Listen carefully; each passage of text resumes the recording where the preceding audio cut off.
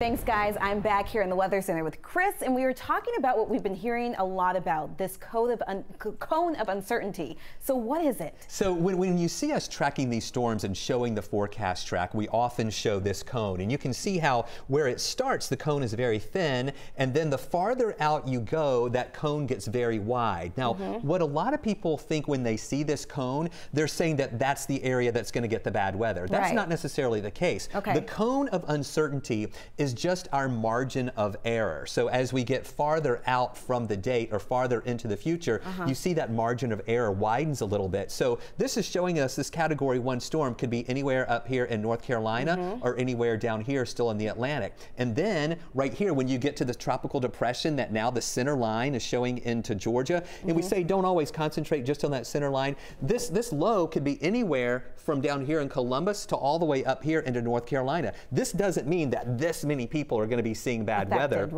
And then this expands almost 450 miles. That's the cone of, or the level of uncertainty here, that margin of error that we're going to see in 5 days. So a lot of people, when they see that cone going from Tennessee over here to Virginia, they're thinking, wow, that's a huge storm. No, but that's not how wide. That's not how wide the storm is. That's just the margin of error of where this center of circulation could go. All right. And guys, we have been hearing so much about this storm. It's changing from minute to minute. The best way to stay up to date on the storm, download the free 11 Live app. That is the best way to be ahead of the weather. The alerts come right into your phone, and you can also check our interactive maps and radar on there at any time.